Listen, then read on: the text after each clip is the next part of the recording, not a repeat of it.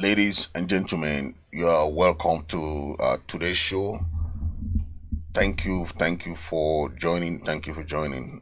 Today we're gonna be talking about the excerpts from the president's speech yesterday about the Canadian dialogue. So we gonna give a highlight about that. We all know what the president discussed yesterday from the excerpt. You know, we saw how the president congratulated the ARFs. The president uh, re-emphasized about his ground on not attending the meeting because he emphasized that the meeting looks like that of the Grand National Dialogue number two. That's what he said. So uh, he really made it clear why the stance of the IG not to attend the conference, and uh, it was quite clear that there was a lot of issues that were raised by the president of not attending the meeting. Okay, and we all understand how La Republique played their games from the speech. It he made it clear that the composition of the team that the La Republique want to go and talk to is not the choice of the Amazonian people. When you want to when you call for a dialogue or an outreach, as they call it, you have to let the people know why you are calling for that, and the people you invite, you should tell them if they are coming and what to discuss about.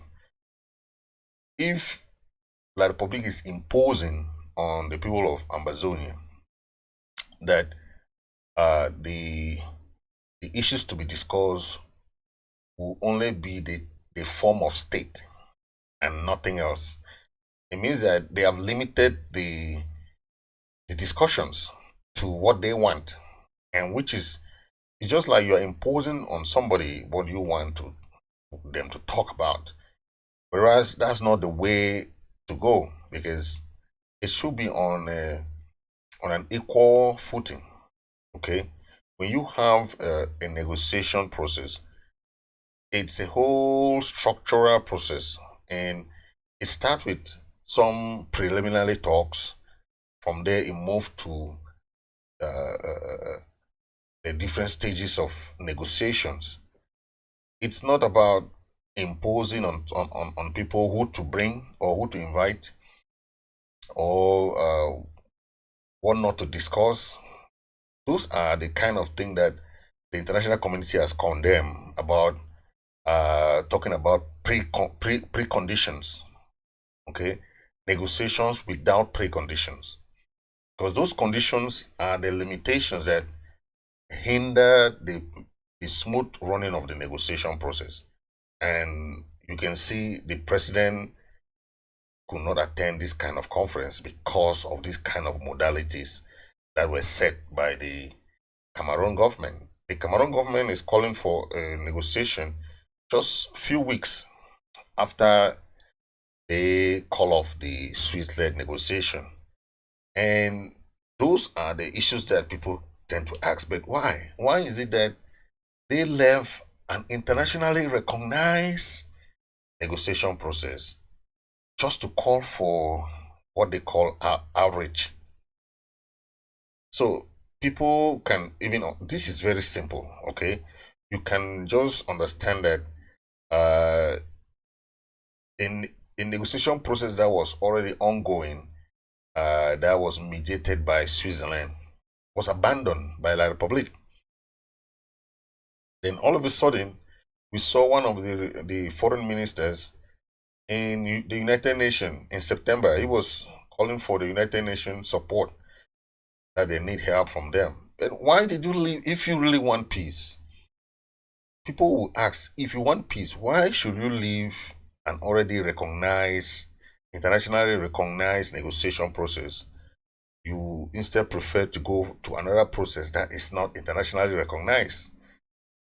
Because the role of Canada is not the same role as the role of Switzerland. Switzerland was playing a mediated role, but Canadian government is not playing that same role. I hope that they are not playing something else, because the role that La Republique wants Canada to play is like a teacher or like a mentor. It's not a mediator role. Okay, it's not a mediator role. La Republique want uh, the the Canadian government to explain or to teach or to mentor the Amazonian leader on how Quebec is surviving within Canada, because Quebec's situation is similar to Amazonian situation, where uh, is an is a state, okay. But when you talk of Quebec, the Quebecers are not really willing to stay within Canada, because they have held about 2 or 3 referendums to leave Canada.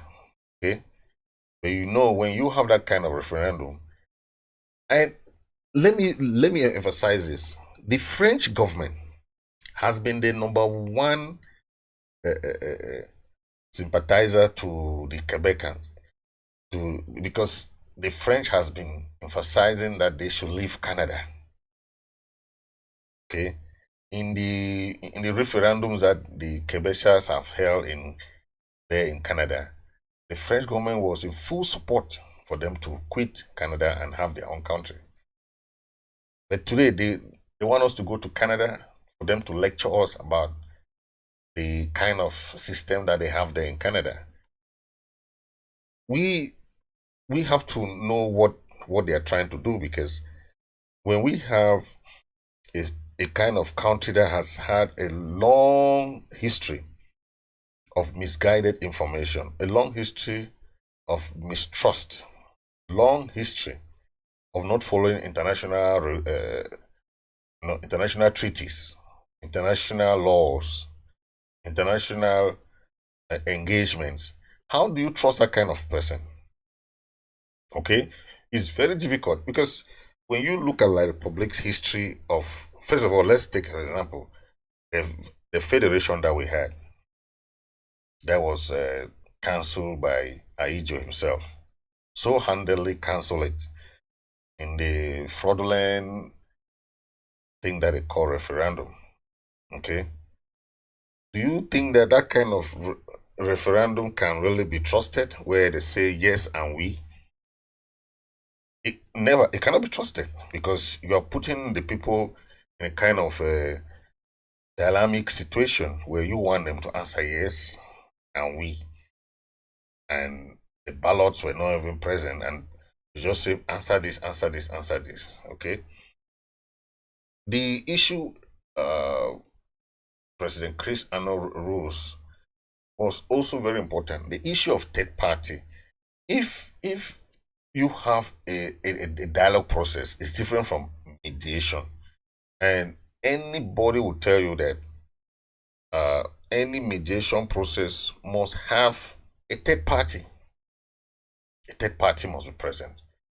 And how do you square that up when Canada is not playing the role of a third party or a mediator? Canada is not playing that role. Canada is playing the role of like a mentor to the leaders, because they want them to go there for Canada to school them how they're living, how they are having, it's just like you ask people to come for a conference for you to sensitize them, or how they can have your own system, whereas your own system is not even stable, because Quebecers don't want to live in Canada either. They have been holding their referendum to quit the Canada, So the system there is not so stable, no matter what you portray outside, but it's not stable because the Kebesas are the minority in within Canada. Okay, so they are not also happy. So anybody would tell you, oh, the system there is good. No. Okay. A lot of small countries that were within the system of being federated under certain countries want everything out. They want to get out of it because a lot of federation system have failed because of that.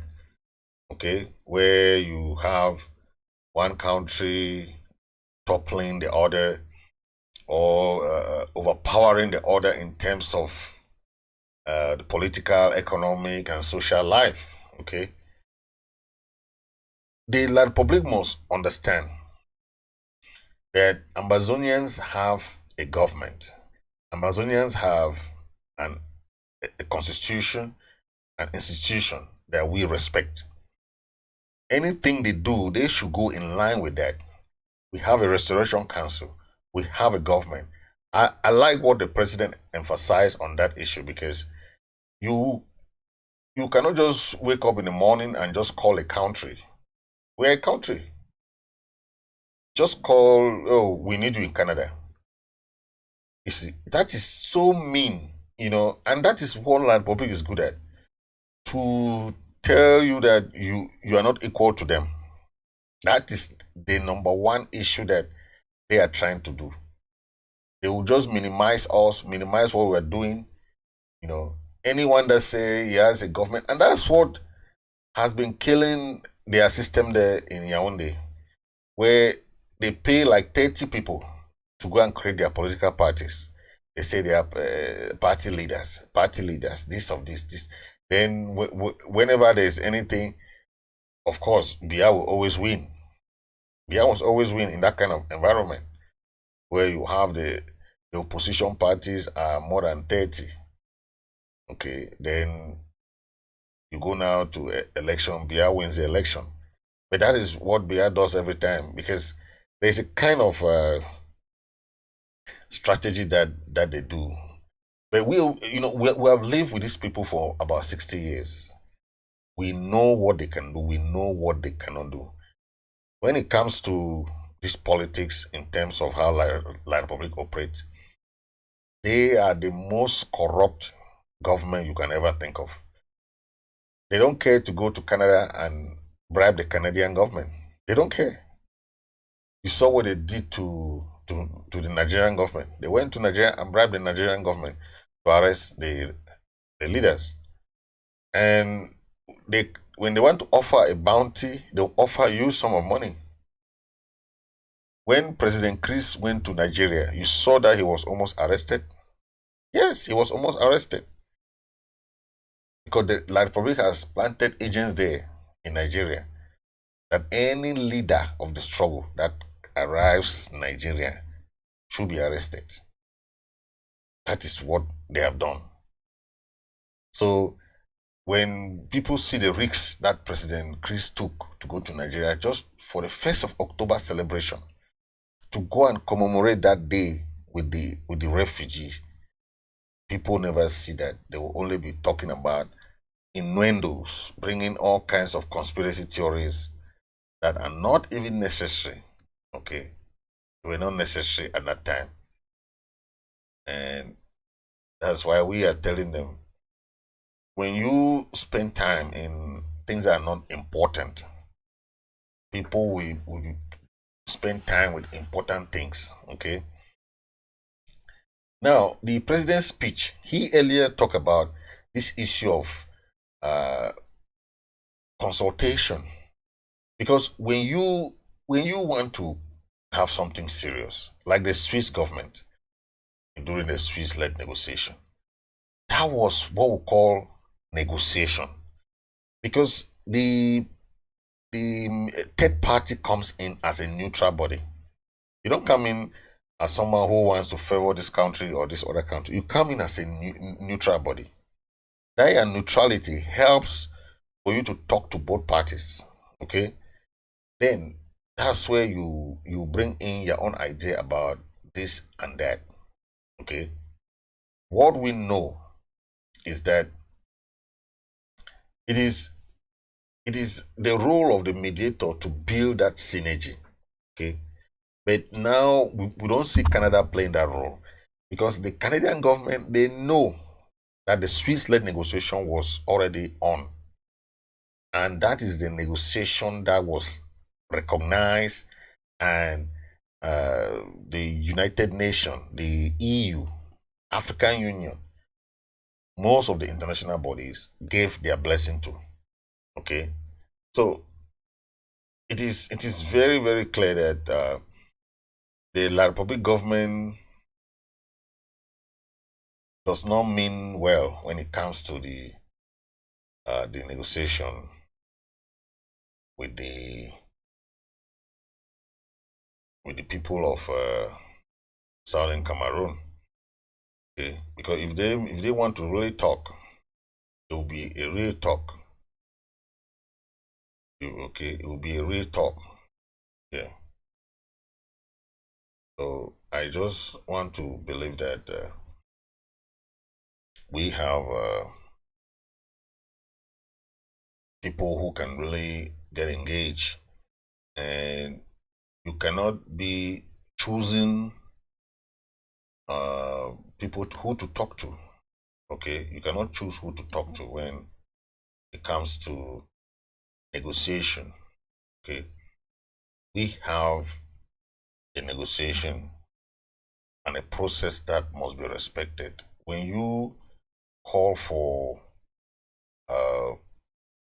something like that you want real peace, I understand why the president compared it to the Grand National Dialogue in Yaoundé, where they came out with some few members from the CPDM and all those other members, and they ran up their conference with what they call the Swiss, the Canadian outreach.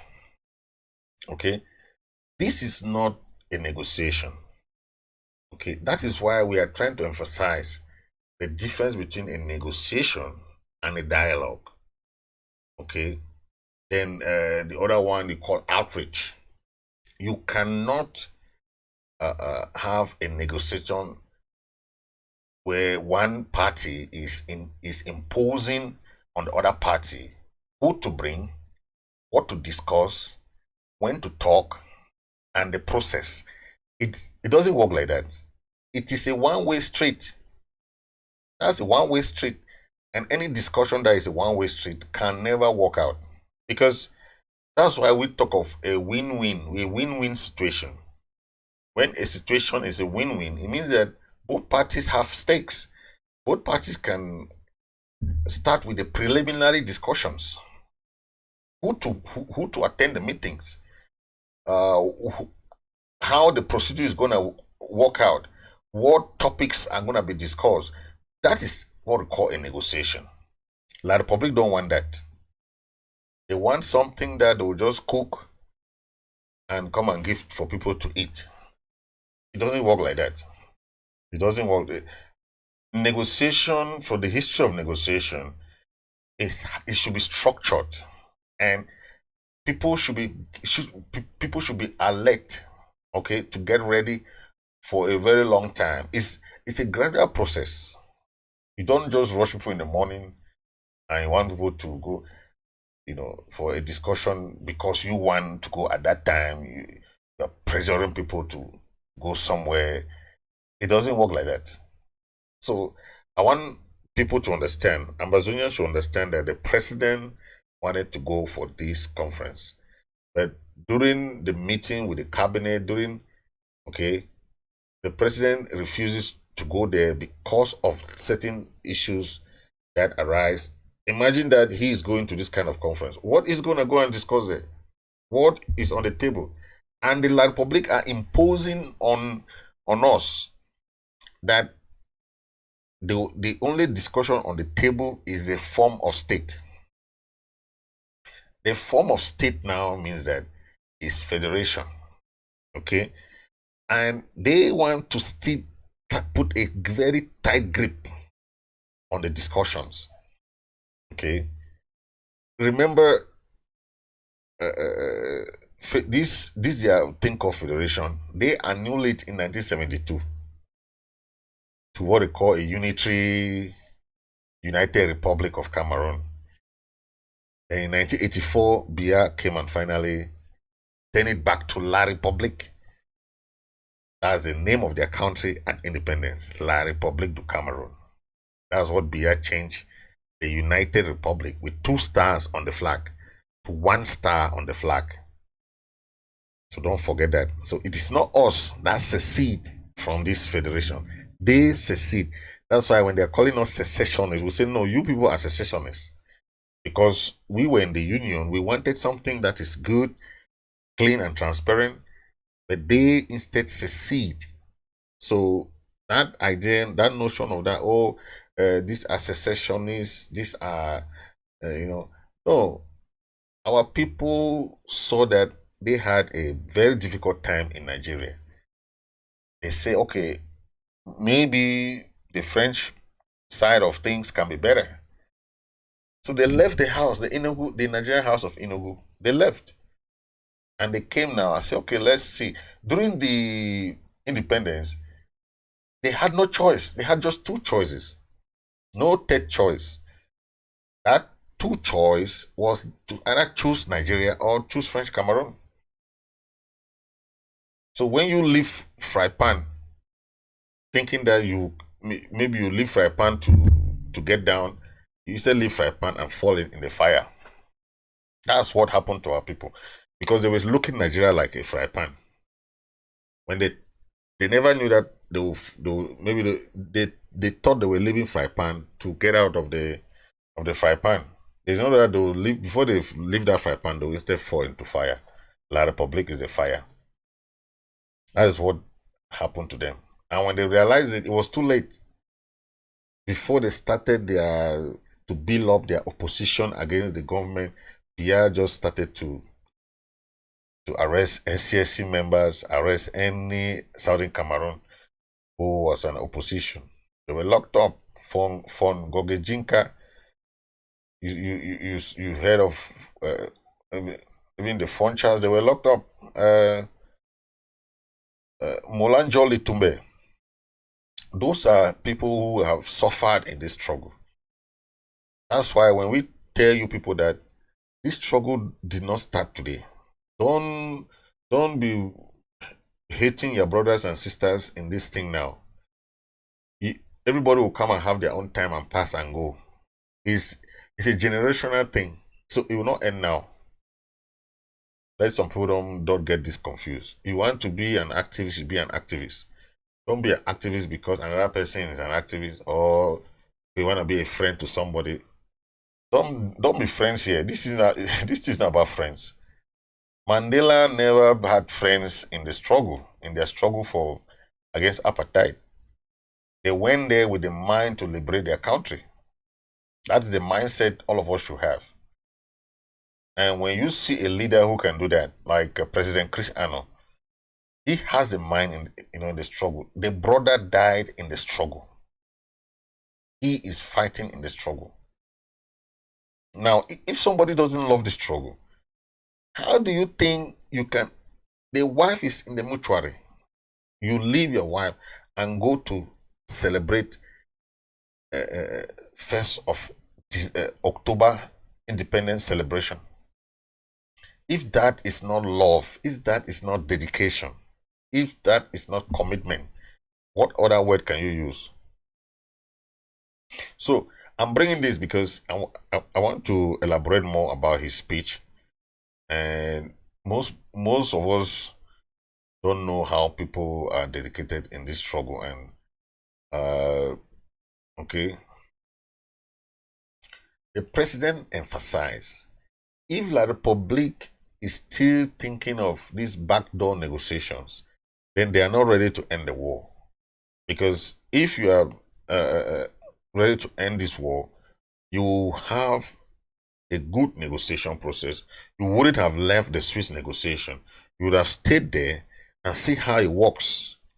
But when you leave it and think that you can just call people in the middle of the night, you have to meet here, you have to meet, it doesn't work like that. So the president re-emphasizes his stance. He will keep the firepower. That is all what he's looking at. If La Republic think that they will be ready for the negotiation, the renegotiation, genuine negotiation, they will come then. But what they're trying to do in Canada is it's not a conference. It's not a dialogue or a negotiation even, because dialogue you even want to have something to talk about. But this one is just a conference, inviting people, okay, and you don't even care to know the response of the government that you are inviting. Okay, we have a structure, we have a government, we have a cabinet, we have everything as a country. We have a flag, we have an anthem, we have a constitution, we have institutions, we have different departments of government. If you contact one department, we have a Department of Foreign Affairs. In normal circumstance, most countries deal with their Foreign Affairs Ministry. Okay, all the embassies in the world are controlled or under the Ministry of Foreign Affairs. So when you just wake up in the morning, just say anything, and you don't know that any country has their own way of doing things. You can blame the president, you can blame whoever, but they have people who are having meetings together before they make decisions. The president don't have sole decision on anything. We have a cabinet meeting. We have the Restoration Council.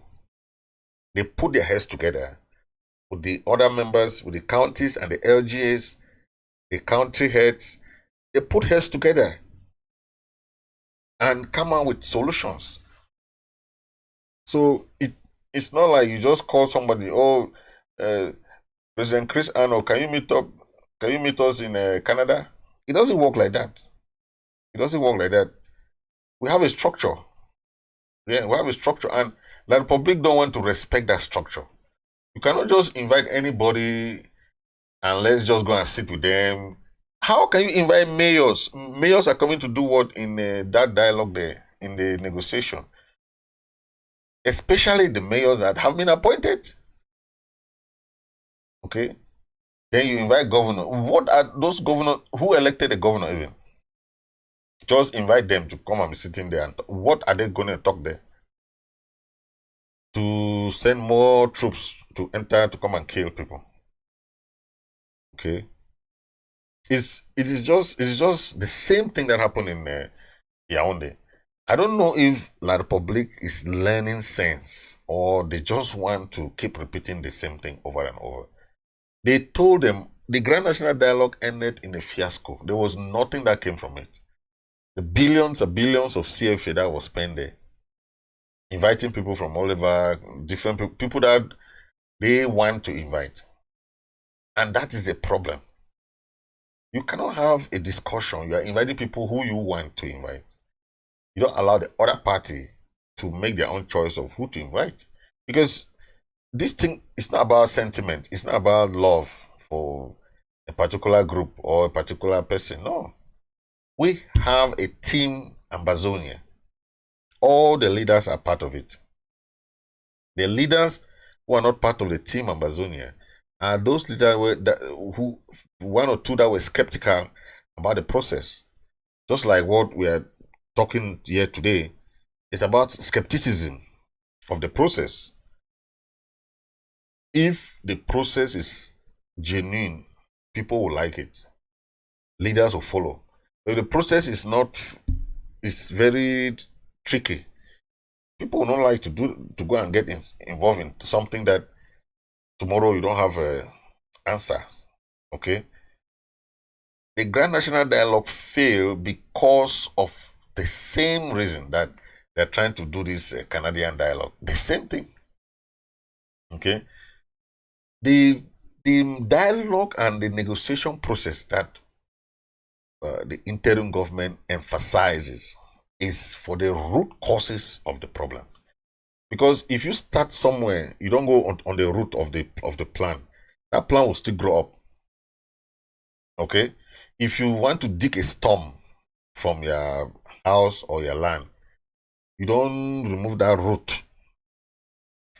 That thing will still grow up. Yes. So the root causes of the problem is how go to the bottom of the problem. Start from there. Don't start from up and you could go, then you forget about the root. That's what the president emphasized. The root causes of the problem. That is it. So if the La Republic is really ready, if La Republic is ready, they will know who to talk to. They will know who to talk to. They will not just be talking to anybody that just form a political party and say is we don't want that La Republic thing that they did in their Grand National Dialogue there. We don't want that nonsense. Because you just choose people, you just invite people and say, come for the Grand National Dialogue. One you here, one you there. That is not how. They did not like the Swiss-led process. They did not like that because it was too internationalized. And that is what we want. We are not going there to sit as groups. We are going there to sit as Ambazonia. This issue is not about group. It's about Ambazonia versus La Republique. It's two.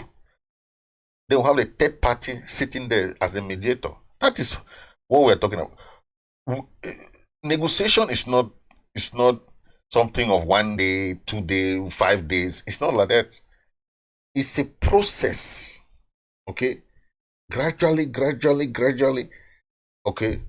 Then we will come to a conclusion. You don't just call people one day and just say, please, can you meet us in Canada? It doesn't work like that. It doesn't work like that. Okay? Most people are emphasizing on the unity of the. I always tell people, don't make mistake. When you some international community is saying that the leaders are not united. No, the leaders are very united. The unity of purpose is very important than the unity that they are talking about. The unity of purpose. All the leaders, any leader that want to be in Team Ambazonia, the team for independence, will have one voice. They will not blink. They will have one voice. The leaders that are trying to sway their ideas, they are in a federation. You see, so we have one voice. Anybody that is saying that, oh, the leaders are divided, they are divided in approach. Don't forget, when you say divided, no. Talk to all the leaders you know that are in the struggle. They'll tell you. No one is for federation. So people can say all the innuendos they want, but they don't know. But let's listen to Tibona. He said he made mention of that, but I know. Okay. I'm sorry to, if somebody will not like this, but in the United States, I would guess that about 8 out of 10 people have never heard of Cameroon, let alone Amazonia. Certainly amongst a certain sector, people have, but if you ask people on the street, they will not have any idea. So the message, that's why it is so important in a issue. I'm sorry to, if somebody will not like this, but in the United States, I would guess that about 8 out of 10 people have never heard of Cameroon, let alone Amazonia.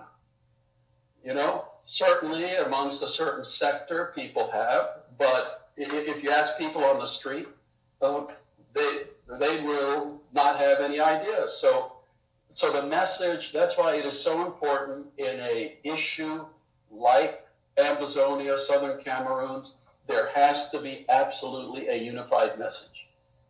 And as long as different groups show up in congressional offices advocating different points of view, the situation is going to go on as it is. And that is the truth.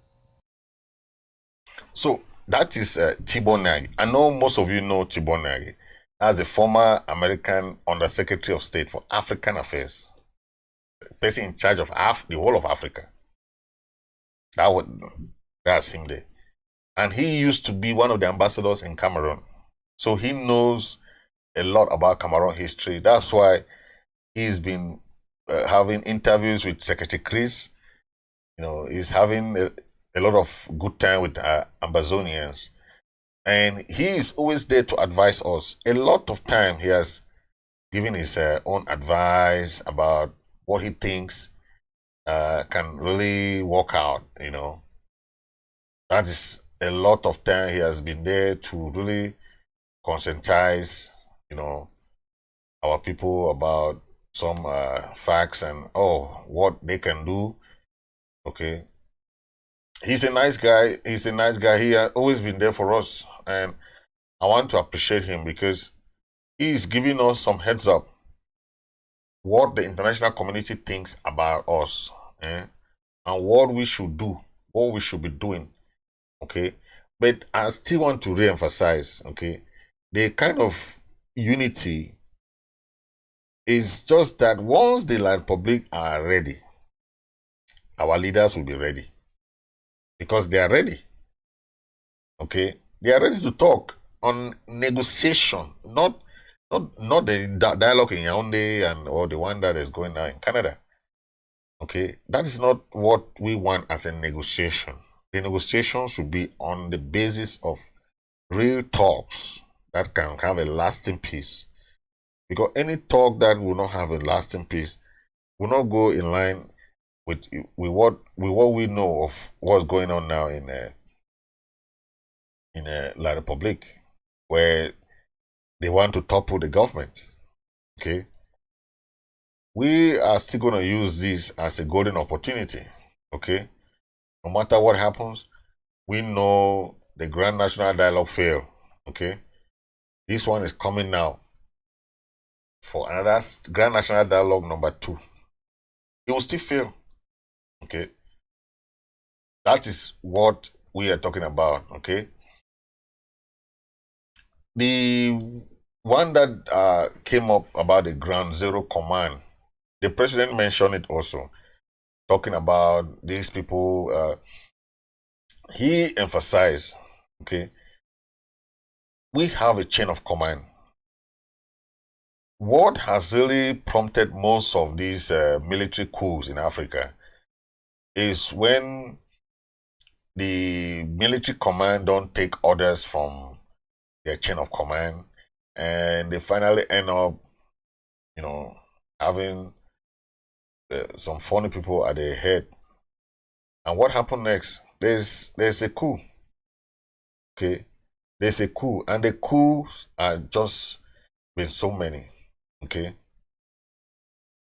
you don't understand who is dedicated in a struggle when you see somebody taking the risk of going to Nigeria, taking the risk of using his own brother.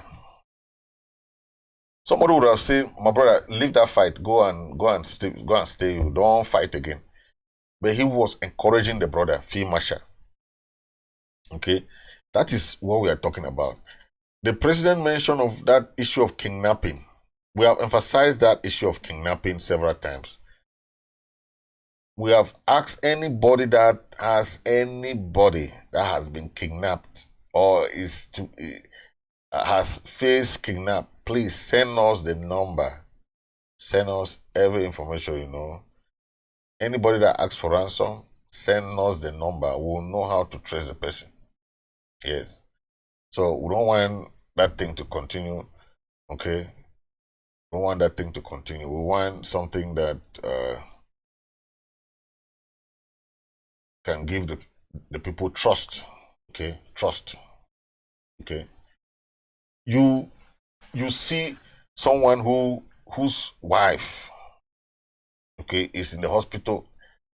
He was there still on live TV, working for the people.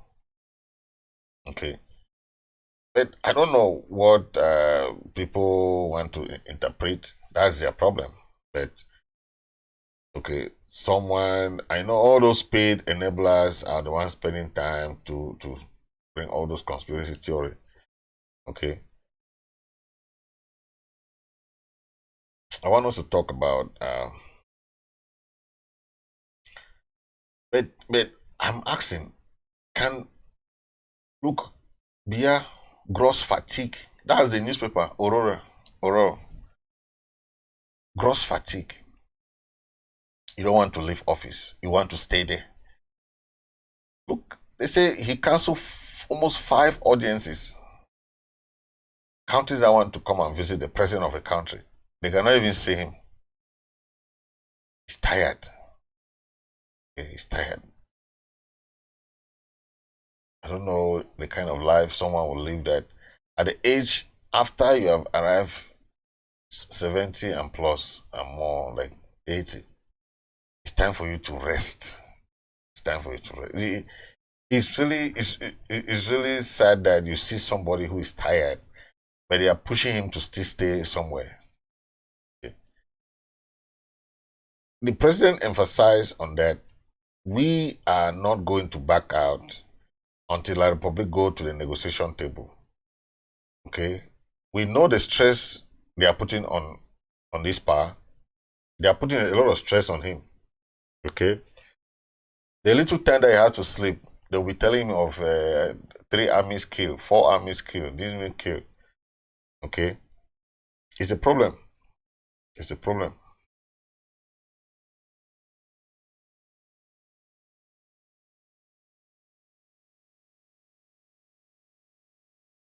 Okay, so now let's talk a little bit about Africa. The educational system has been very, very bad, and that is the same system that La Republic is using on our children, where children will graduate, they don't have anything to do, they don't know anything to do, and at the end of the day, how do you address that kind of situation? Take a listen at this man. This guy is very inspiring. I like his way of looking at things. Africans or no any other country in Africa is capable to manage the mines because of we don't have the machinery to begin to process those minerals that we have today. Hence, the involvement of our friends, I call them friends from the West, Europe, let's call them frenemies. They're not friends. They are enemies who are pretending to be friends.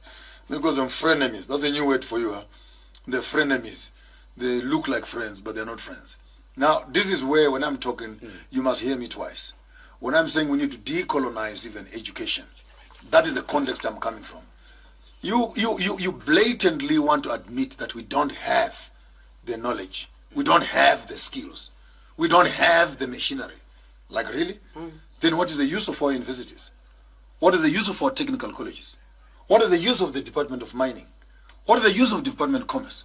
Why not go out there like the Chinese did? Buy the damn mine. Rent out and hire the engineers. Bring them to your own colleges and teach your own young people how to use these machines. And you walk up to any of these mines around, how many white people are in there? Are there not black people working there? So at the end of the day, with a cankered, rotten system that doesn't want to look the devil in the eye and say the education which we are giving our children is not connected to the resources that they have on the ground. So even after they get educated, they still walk around and say, but we don't have capacity, we don't have the education, we don't have the skills. If you don't have the skills, then why did you go to school? Then what were you doing in school? Learning how many legs does a grasshopper have? Then you say you're educated. Then it means that the weakest link is not only the mining sector. The weakest link is the education and technical colleges that are producing engineers, electricians, who can't even go as Zambians and look at the copper belt as a source of resource and say, how do we take our knowledge system and education in Zambia to look and study the copper industry properly and create that into a value chain so that we can employ our own children. Therefore, the curriculum at the University of Zambia is useless. If it leaves the engineers and the mineralogists totally defunct of the fact of maximizing on the resources that are next door, right in front of their doors. And what is the answer to that, those lamentations? Chase away the professors. Chase them away. What are they doing there? Would rather go and rent out some Chinese and British and German engineers and make them as lecturers who can show us how to create the same machinery that we're busy buying from the West. We need solutions, young men. We're not here to be lamenting problems. We need a solution. So if you're an engineering lecturer at a university and you have not produced the machinery that can deal with Zambian problems, you are wasting taxpayers' money. Fold those damn papers, put them in a cardboard box and take a leave of absence. Wow. You're a weakest link to the system. Useless, to say the least. Carrying a pile of books, yet you can't even run a spaza shop. Yes, this is a kind of, these are the reasons why you saw us trying to say we have to change the system. Okay, when we talk about community schools, government schools, professional schools, schools that can train people to have what we call education that they can use. Okay, not history where you just learn history or you do geography. You learn the shipping in Japan. You don't learn shipping in Amazonia. Yeah, you learn wood plowing in Finland.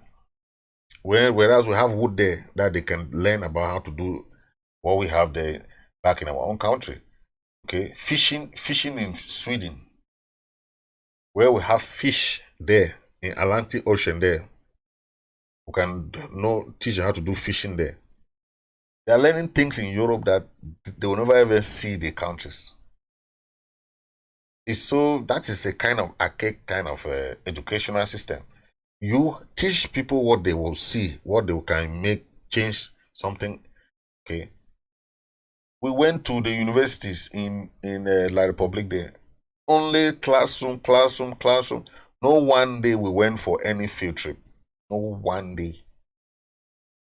What we were studying could not help us because we never use it out of classroom.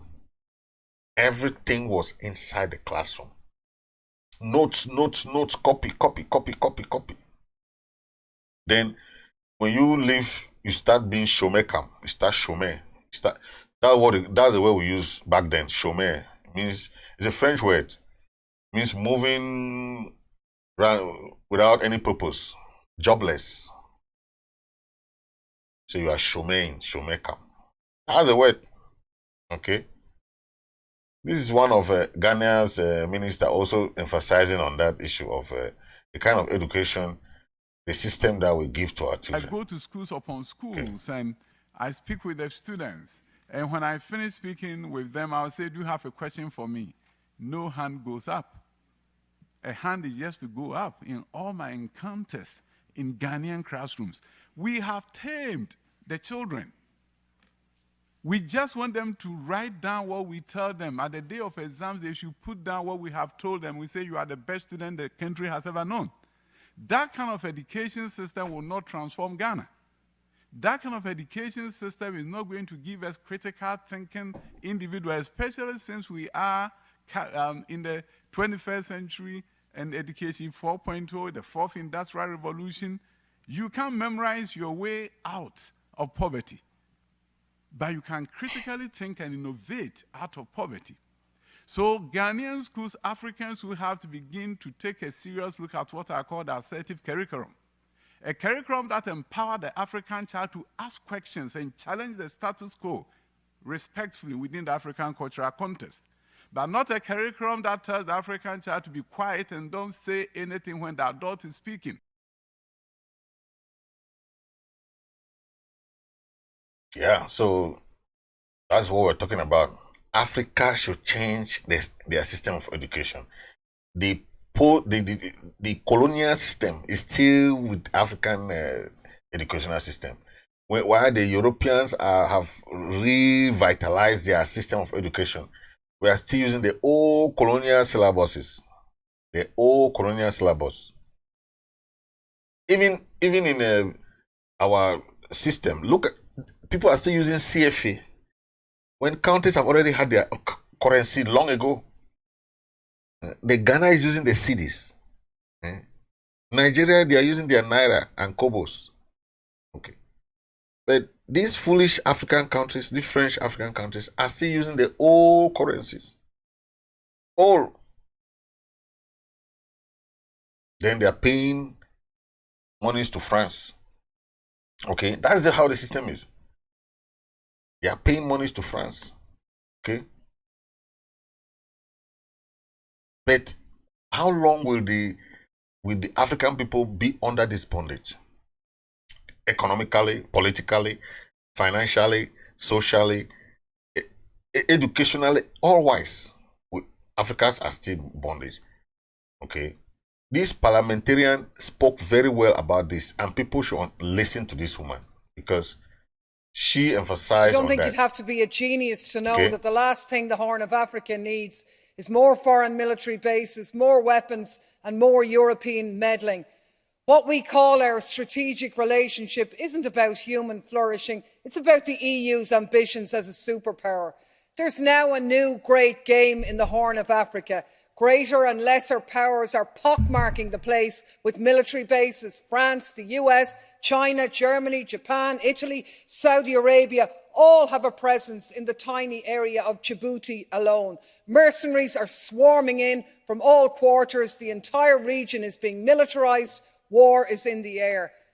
And what about the people facing climate and food insecurity? None of this benefits them. We talk about instability, but we only make it worse. We flood the place with weapons, hand over the profits to European arms companies and charge the bill to our citizens. And then with the carnage, we go back in and we do it all again. It's a racket. Strategic relationship, it's one thing after another, isn't it? Really, it's the same as it ever was. And all I can say is, God save Africa from Europeans offering help.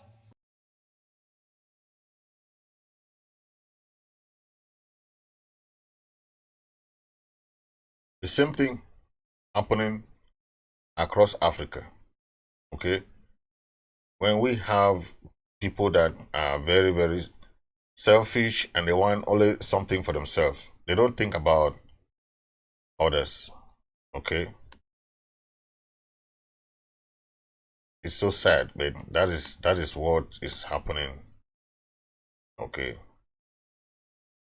that is what is happening. I want to leave Ambazonians with this by our able apostle.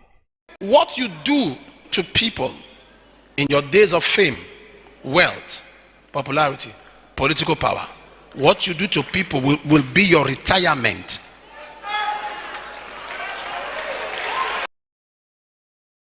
What you do to people in your days of fame, wealth, popularity, political power, what you do to people will be your retirement.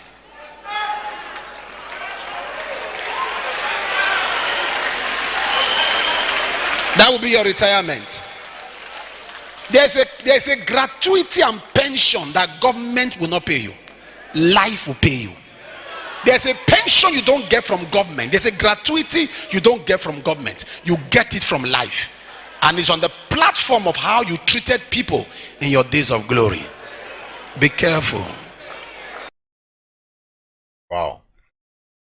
That's what very you powerful, do to people in your days of fame. One there, okay? What you do to people in your days of glory. This is the last sentence I want to leave for you people. What you do to people when you are up there is what will follow you later. People don't know that everything has retributive justice, retribution. Anything you do to somebody will come back to you. That's the last lesson I want to leave to you. What kind of Ambazonian do you want? What kind of people do you want to be? Are you that kind of people who are selfish, who are greedy? We have to change our mindset.